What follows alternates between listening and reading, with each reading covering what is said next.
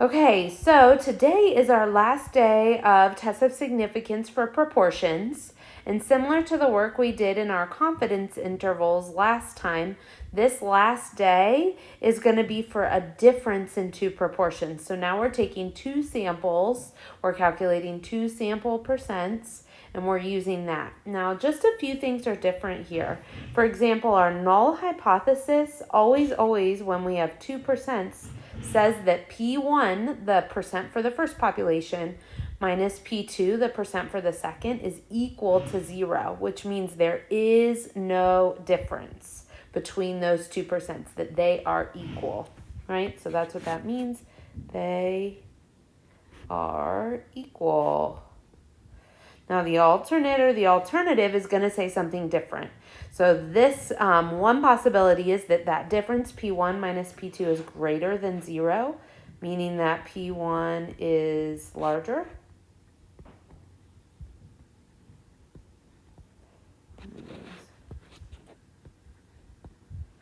Here, P1 minus P2 would be less than 0, means when we subtract, we get a negative. That would mean P1 is smaller. Or, like the last test we've done, there's always that not equal to option, and so that just means they are not equal.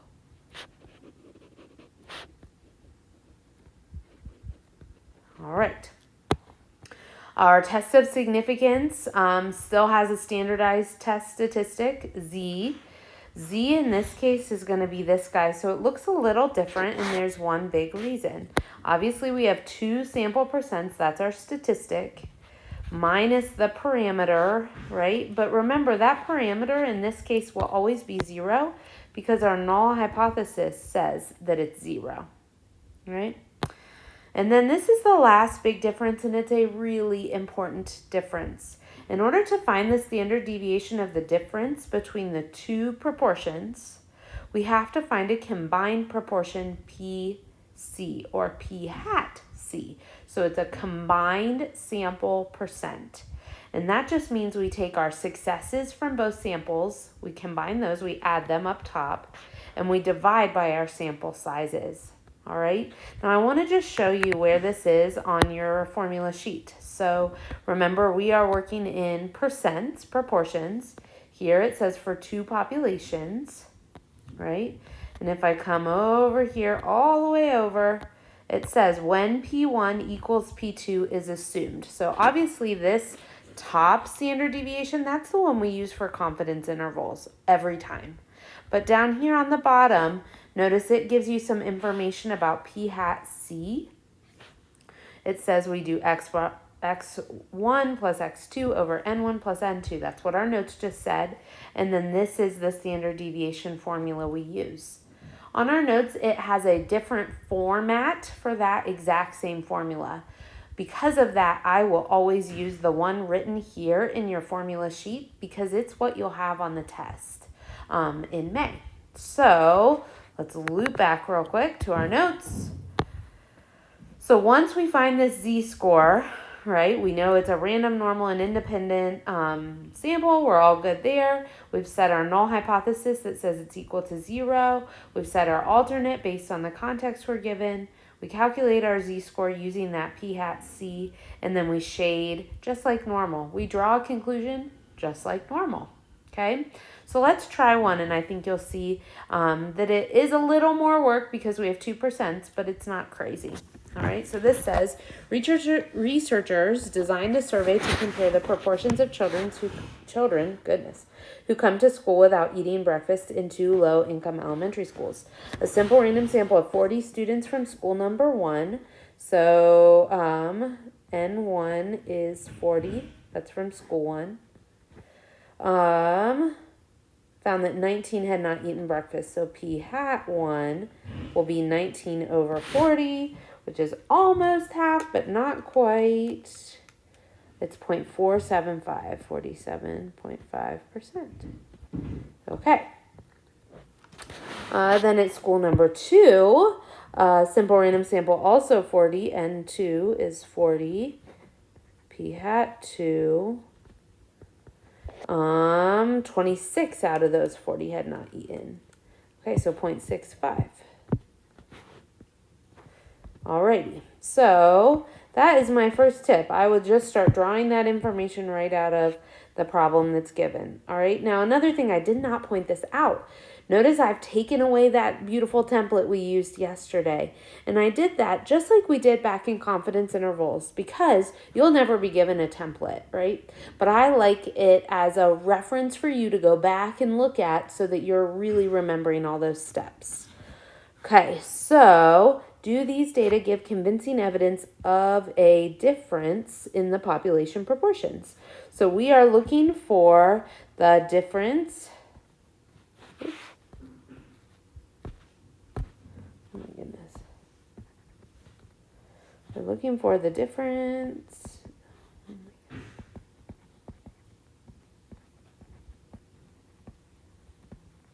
In the, guys, my iPad is driving me nuts.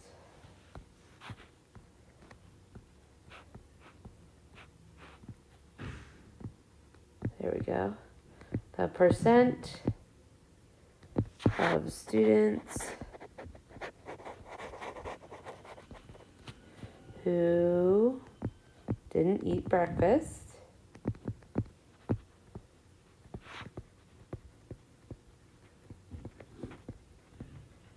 All right, our null hypothesis, always, when we have 2%, is going to say P1 minus P2 is 0. There is no difference.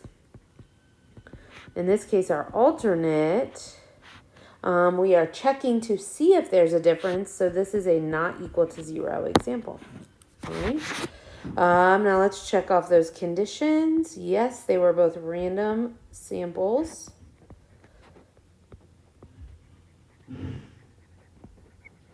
Both independent because 40 is less than 10% of 500 and of, oh, see, this contradicts itself a little bit. It says has 500 students and this one has 1,500. Let's just use the 1,500.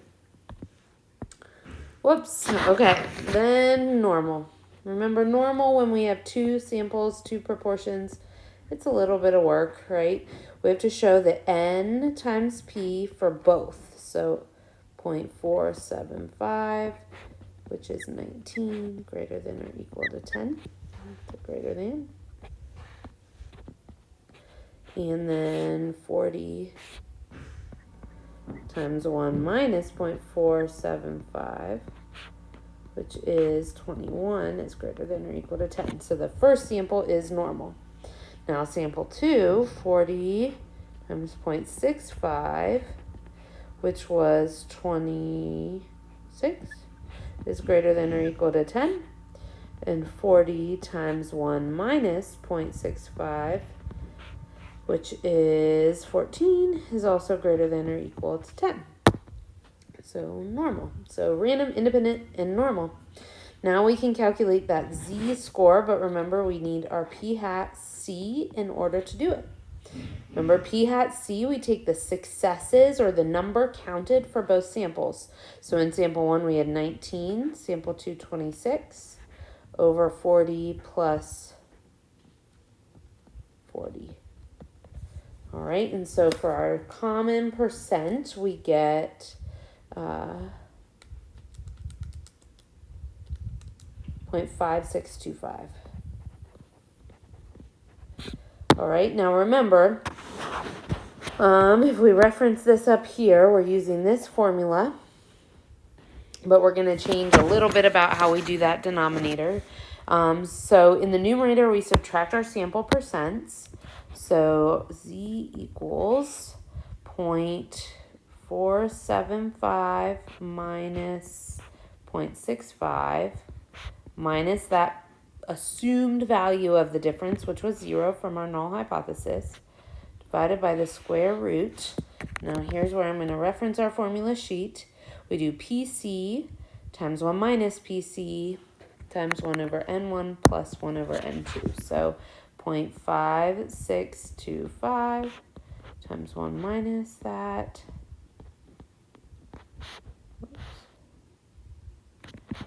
times 1 over 40 plus 1 over 40. Okay, so I'm gonna just arrow this over to here. Up top,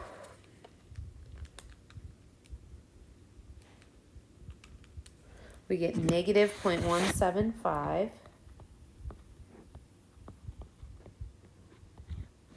divided by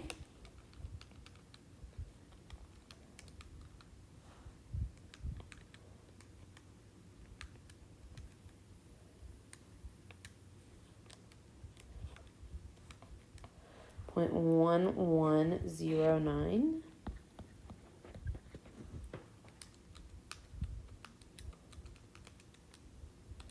is negative 1.577, so we could call it 1.5. All right, so now we draw our curve to find the p-value.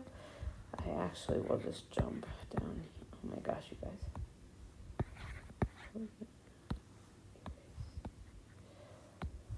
Draw this curve centered at 0. We're down at negative 1.58.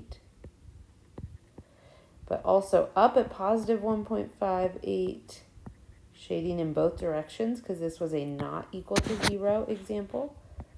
And then we do normal CDF, negative 1,000 to negative 1.58, 0, 1 times 2. Okay, so this is our p-value.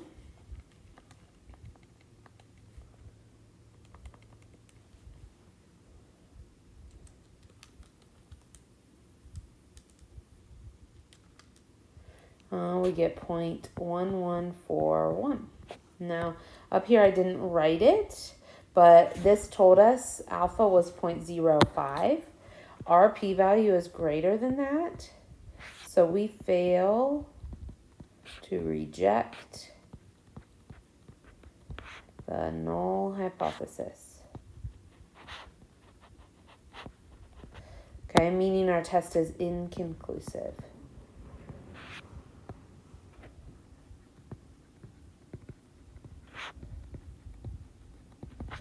All right, now these instructions did not say to do a confidence interval, so we're not going to do a confidence interval.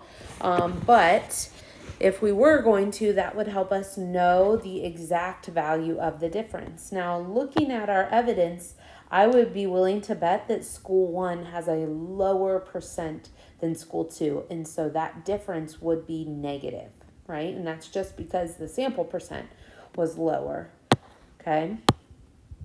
Alrighty.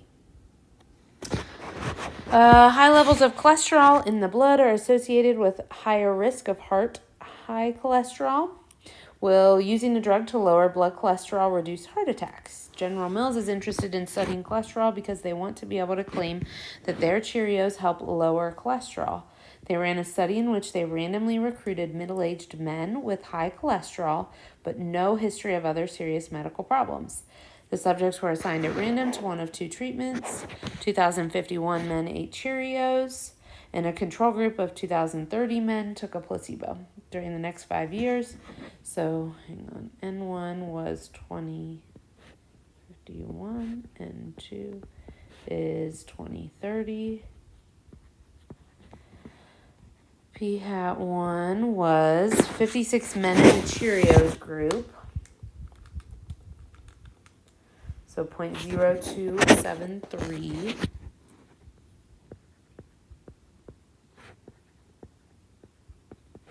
And P-hat 2 is 84 of the placebo.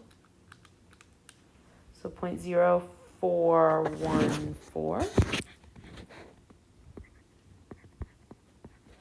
All right. So here we are looking at the difference in high cholesterol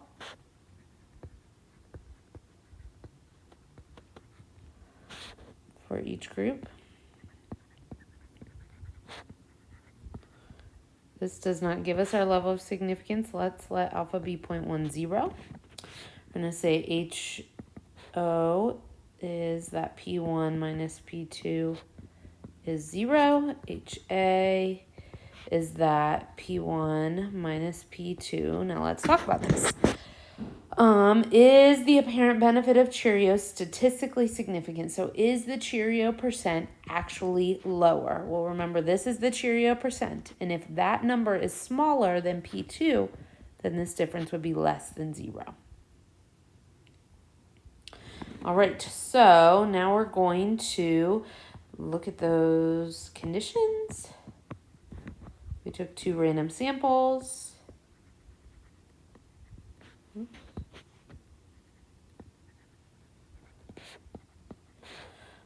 2051 and 2030 are both less than 10% of, what did they look at?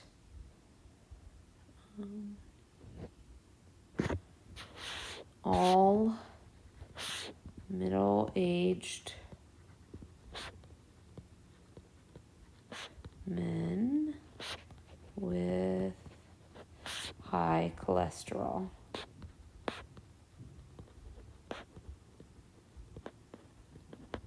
Okay. Is it normal?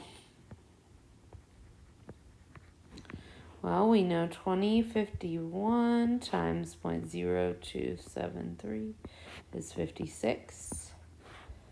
And so 2051 times 1 minus that will be, I don't want to mess up that number, 1995.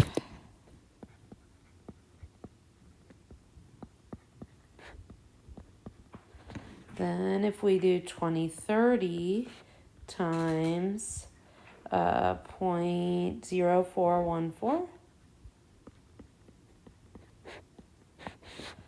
we'll get the 84.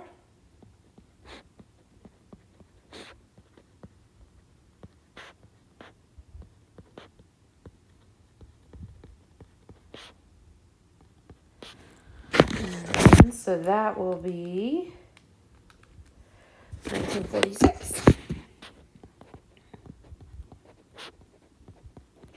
Okay, everything's greater than or equal to 10, so we're good to go there. Now I would find that P hat C by doing 56, right? Yep, 56 men, 84 men. 56 plus 84,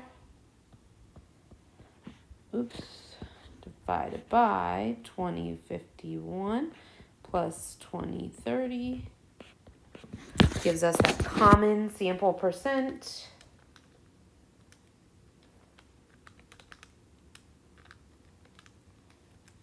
It's 0.0343.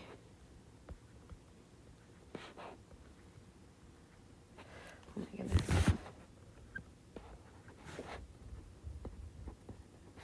So now that z-score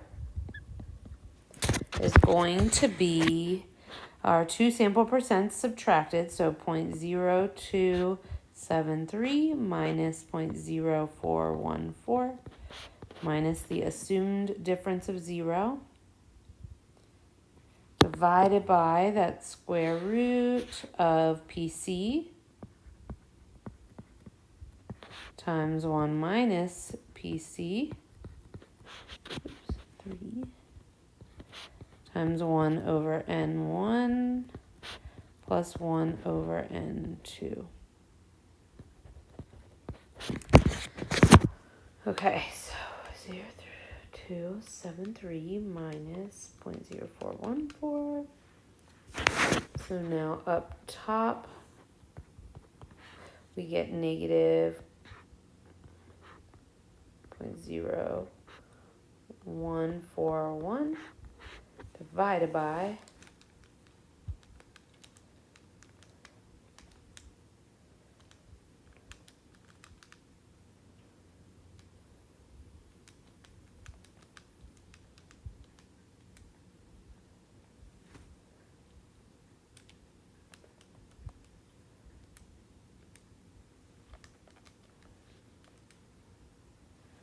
0.0057, right? That's a tiny standard deviation because our sample sizes are so huge. So we get negative 0.0141 divided by 0.0057 is negative 2.4737. So now on our curve,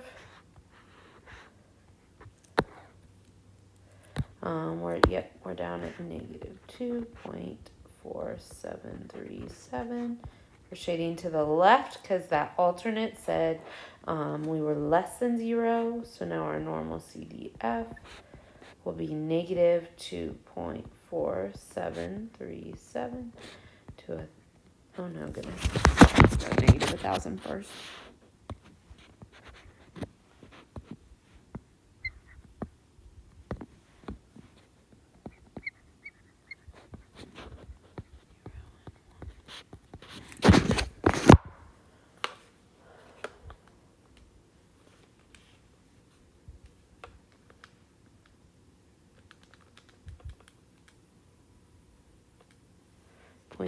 0.0066, which is absolutely less than that 0.05 level of significance that was set.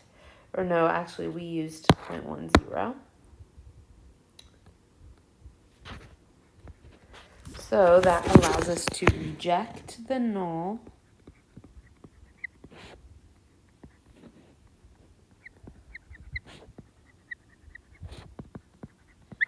in favor of HA.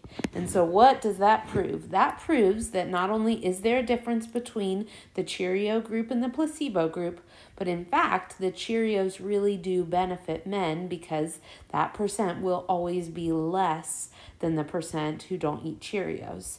Now for this one, again, it did not say to do a confidence interval, but I am going to do so anyway because anytime I've ever seen a test of significance on an AP test, they pair it with a confidence interval. And so I want us to at least practice one of these. So remember, in this case, we're going to do the difference between the two percents. So our sample difference, which we found was negative 0.0141 plus or minus 1.96. That's our z-score for a 95% confidence interval, right? Times this big square root. Now this is where we have to pay attention. Now we're going to jump up and use this top standard deviation, right? We only use this guy when P1 minus or is equal to P2 is assumed. So that's when we assume P1 minus P2 is 0. We're not assuming that anymore. We just disproved that. So now we're jumping up and using this other standard deviation formula. So we will say 0.0273. What was P1? 0.0273 and 0.0414. Oh, I see.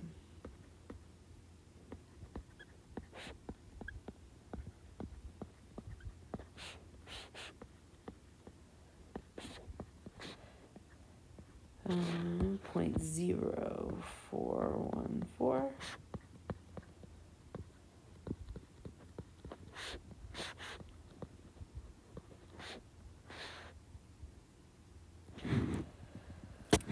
Okay.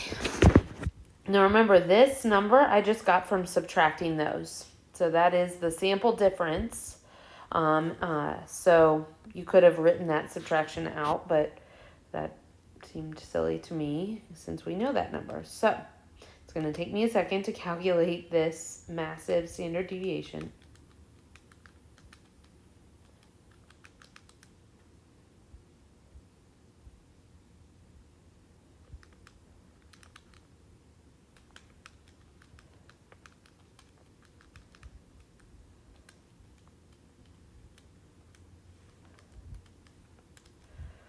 Okay.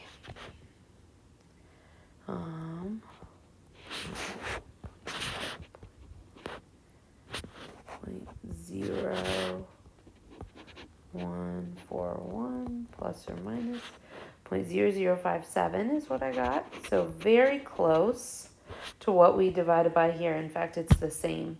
And that's the thing that is really stinks about having to memorize the different formulas. In the end, they usually end up being quite close, but we got to use the right one. So in this case, our 95% confidence interval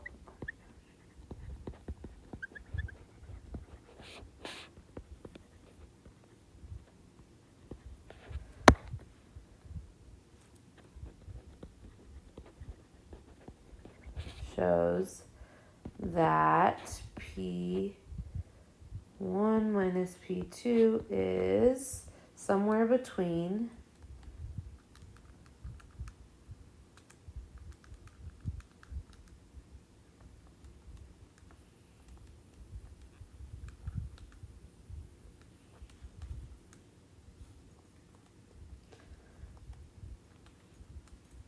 negative 0.0198, so negative 1.98%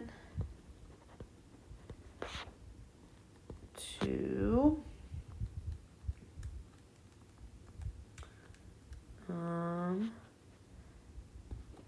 negative 0.0084, so negative 0.84%.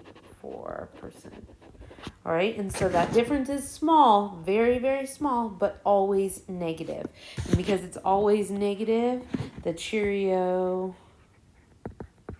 percent is lower. Okay? I know it's a lot of work, guys. I know it is, but remember, we're doing similar steps for every problem, just like we were with confidence intervals. And I will tell you, on last year's AP test, this was the test of significance, not this exact problem, but a difference in two proportions. And so sometimes they do ask you to do the one that's the most work, and that's not ideal, but just think of it as a way to show them you know how to do even the most tedious and long problems. Okay, so I gave you one here. I want to point out the language because this is very much AP language. Okay, complete the appropriate inference procedure to support your answer. That means both a test of significance and a confidence interval. Okay, so also note there is a difference. That's what you're testing for. Okay, so maybe think about, does that mean not equal to, less than, or greater than? All right, I hope we're doing okay, and I'll talk to you later.